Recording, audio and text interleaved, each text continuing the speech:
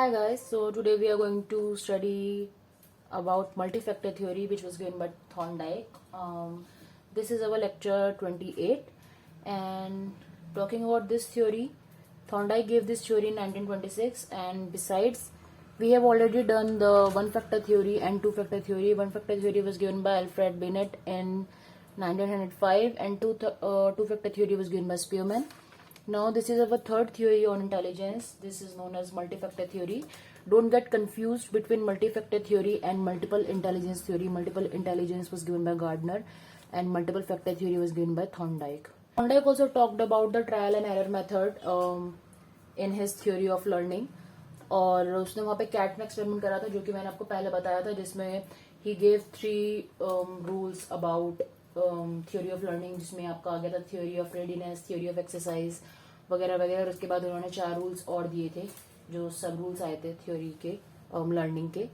तो उसके अलावा इन्होंने यहाँ पे इंटेलिजेंस की बात करी थी। और यहाँ पे जैसे कि आपने पिछली थ्योरी में पढ़ा कि जी फैक्टर इंपॉर्टेंट होता है, जो कि आपका जर्नल फैक्टर होता है। आपका जो इंटेलिजेंस होता है उसको जो नापने के लिए इन्होंने स्पीयरमैन और बिनेट ने यूज करा था जी फैक्टर, वो चीज यहाँ पे आके थॉर्नडाइक ने खारिज कर दी। So the essence of his theory is that he declined और he neglected the existence of G factor and उसके बजाय उन्होंने 2 चीजें बोली। पहला तो ये कि उन्होंने 4 एट्रीब्यूट्स डिस्टिंग्विश करे of intelligence which were these 4। First was level. So level depend करता है कि जो डिफिकल्टी एक टास्क की वो कितनी ज्यादा है, ठीक है। तो मतलब उन्होंने बोला कि इंटेलिजेंस को अगर आपको नापना है तो उसके लिए आपके 4 एट्रीब्यूट्स हैं। और पहला आपका लेवल है कि कितना ज्यादा डिफिकल्ट है, और दूसरा उसकी रेंज कि number of task at any given range of difficulty, एक बंदा कितना सॉल्व कर पा रहा है। तीसरा आता है उसका area, total number of situations which the individual is able to respond, कितने एरियाज है जिसमें बंदा रिस्पॉन्ड कर पा रहा है। और लास्ट आ जाता है उसका स्पीड, कितना एफिशिएंट है वो टास्क को सॉल्व करने में, ठीक है। और नीचे देखेंगे तो also he is the founder of modern educational psychology. So if an MCQ comes की who is the founder of modern educational psychology, तो your answer is Edward L Thorndike, ठीक है। अब इन 4 एट्रीब्यूट्स के बाद जो उनकी थ्योरी थी वो ये थी कि उन्होंने इंटेलिजेंस को डिवाइड कर दिया 3 पार्ट्स में। उन्होंने बोला कि जो इंटेलिजेंस होती है वो मल्टीपल एबिलिटीज यूज करती है, जैसे कि मोटर, वर्ड्स और इमेजेस। और उसके बेसिस पे उन्होंने 3 टाइप्स में इंटेलिजेंस को डिवाइड करा है कि एक तो होती है आपकी सोशल इंटेलिजेंस, जो कि होती है पॉलिटिशियंस, काउंसलर्स या टीचर्स के पास में, ठीक है, जिसमें आपको अगले से इंटरेक्ट करना है। पॉलिटिशियन को हमेशा पता होता है कि उसको क्या बोलना है और किस तरह से बोलना है, और अगले की मजबूरी का फायदा कैसे उठाना है या फिर उसकी मजबूरी में उसको हेल्प कैसे करना है, डिपेंड करता है पॉलिटिशियन पे, बट उसको पता होता है, जजमेंटल पावर अच्छा है, ठीक है। सेम विद काउंसलर, उसको अगले का मजबूरी सुन के उसको मदद करना आता है। और सेम विद द टीचर, अगर वो जज ही नहीं कर पाएगी बच्चे को क्या प्रॉब्लम है तो बच्चे को हेल्प नहीं कर पाएगी, ठीक है। सेकंड उन्होंने बोला इंटेलिजेंस होता है जो कॉन्क्रीट होता है, कॉन्क्रीट का दूसरा नाम मैकेनिकल भी है, जो इंजीनियर्स, आर्टिस्ट और स्पोर्ट्स प्लेयर होते हैं उनकी इंटेलिजेंस होती है। और थर्ड इसका उल्टा हो जाएगा एब्स्ट्रैक्ट इंटेलिजेंस, जो कि होती है राइटर्स के पास में, पोएट्स के पास में और फिलोसफर्स के पास में, ठीक है। सो Edward Thorndike was an influential psychologist, और जैसे कि मैंने बताया कि उनको मॉडर्न एजुकेशनल साइकोलॉजी का फाउंडर कहा जाता है। तो मल्टी फैक्टर थ्योरी का क्रक्स यही है कि उन्होंने जी फैक्टर को नेग्लेक्ट करा और उन्होंने ये बोला कि इंटेलिजेंस वो 3 तरह की होती है, जो कि आपकी हो गई सोशल, एब्स्ट्रैक्ट और कॉन्क्रीट या मैकेनिकल। अब इसके बाद हम बात करते हैं मल्टीपल इंटेलिजेंस की, जो कि दी थी हमारे को थ्योरी गार्डनर ने, ठीक है। सो जो हॉवर्ड गार्डनर थे उनकी जो मल्टीपल इंटेलिजेंस की थ्योरी है काफी बढ़िया थ्योरी है। और इन्होंने बोला कि जो ट्रेडिशनल आइडिया है इंटेलिजेंस का, that is based on IQ testing and this did not fully and accurately depict a persons abilities, ठीक है। उन्होंने बोला कि जो ट्रेडिशनल तरीका है वो बस ये डिपेंड करता है कि एक इंसान का आईक्यू कितना है और वो उसके बेस पे उसको बेवकूफी अच्छा मान लेते हैं। बट जरूरी नहीं है कि सिर्फ आईक्यू से ही आप किसी का इंटेलिजेंस का पता लगा सकते हो, क्योंकि सिर्फ दिमाग वाला आईक्यू नहीं होता है, बहुत सारे तरीके के आईक्यू होते हैं, ठीक है। जरूरी नहीं है कि अगर एक बच्चे का मैथ अच्छा नहीं है तो उसका और कोई चीज में आईक्यू अच्छा नहीं होगा, ठीक है। क्या पता वो बहुत अच्छा आर्टिस्ट हो, क्या पता वो बहुत अच्छा स्पोर्ट्स प्लेयर हो, ठीक है।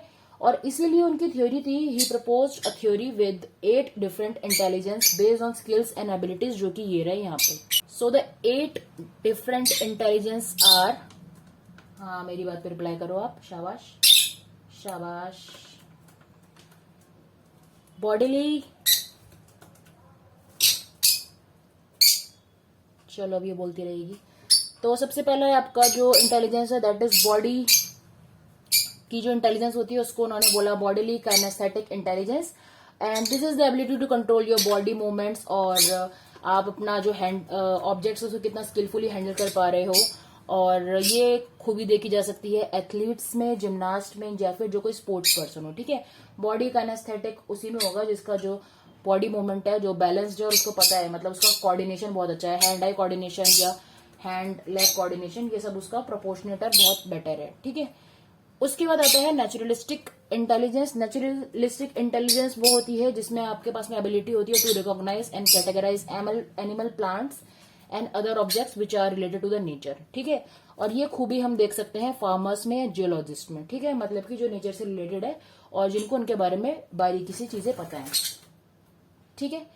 इसके बाद आता है स्पाशियल इंटेलिजेंस, और स्पाशियल इंटेलिजेंस होती है किसके पास में, आर्किटेक्ट, आर्टिस्ट और पेंटर्स के पास में। और स्पाशियल इंटेलिजेंस होती क्या है, तो जो स्पाशियल इंटेलिजेंस होती है वो होती है जो भी आपका एब्स्ट्रैक्ट नॉलेज है आप उसको कैसे देख पा रहे हो, और थोड़ा सा जो आप फिलोसफर लेवल पे सोच पाते हो, जो कि आपका आर्किटेक्ट्स होते हैं, आर्टिस्ट होता है, जो पेंटर है वो थोड़ा एब्स्ट्रैक्ट थिंकिंग रखता है। ऐसे लोगों का जो पर्सपेक्टिव होता है वो ब्रॉड होता है और वो डाइवर्जेंट सोच रखते हैं। फिर आता है आपका म्यूजिकल इंटेलिजेंस, और जो म्यूजिकल इंटेलिजेंस होती है that is the ability to produce and appreciate जो रिदम, पिच और टोन वगैरह होता है जो भी आपका। ऐसे लोग कंपोजर, म्यूजिशियन और सिंगर अच्छे बनते हैं बिकॉज एक तो नेचुरल भी होता है उनका कुछ, और प्लस जो अगर आपका हार्ड वर्क है, बहुत आप हार्ड वर्किंग हो तो आप इन चीजों में महारत हासिल कर सकते हो। फिर आता है आपका इंटरपर्सनल इंटेलिजेंस। सो इंटरपर्सनल जो इंटेलिजेंस होता है,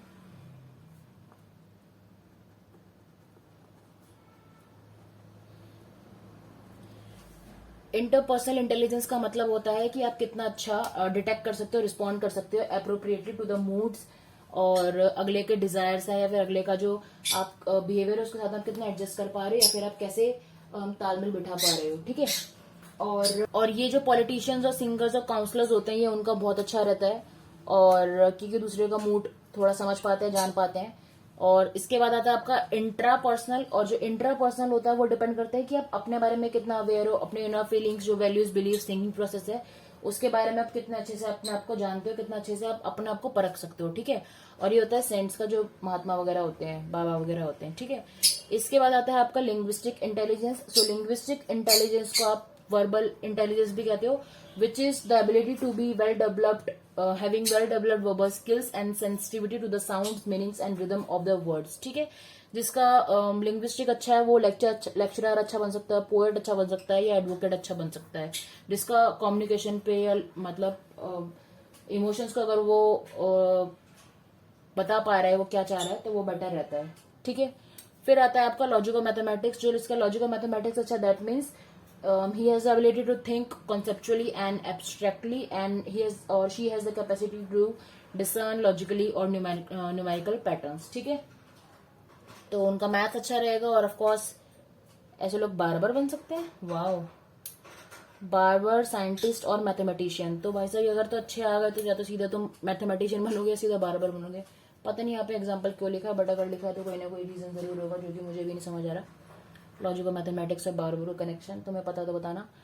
लास्ट आपका जो एग्जिस्टेंशियल इंटेलिजेंस है ये काफी जगह पे होता है, काफी जगह पे नहीं होता है। काफी जगह पे उन्होंने 8 डिफरेंट इंटेलिजेंस की बात करी है, और इसलिए मैंने यहाँ पे 80 बोले थे। बट एक एग्जिस्टेंशियल इंटेलिजेंस भी है जो कुछ जगह पे लिखा हुआ है, हर जगह पे नहीं है। बट एग्जिस्टेंशियल इंटेलिजेंस का मतलब होता है कि ऐसे लोग जो थोड़ा सा सोच इधर उधर की बारे में सोच सकते हैं। मतलब अगर ऐसे लोग जो दूसरे का अगर कोई साइड है तो उसको साइड देके खुद साइड फील कर सकते हैं, और ऐसे लोग मोस्टली फिलोसफर या डीप थिंकर बनते हैं, ठीक है। तो ये टोटल मल्टीपल इंटेलिजेंस दी थी गार्डनर ने, और ये दोनों थ्योरीज बहुत इंपॉर्टेंट है। और इसके बाद हम करेंगे नेक्स्ट वीडियो में 5th theory which is group factor theory by Thurstone, and triarchic theory by Sternberg. ठीक है.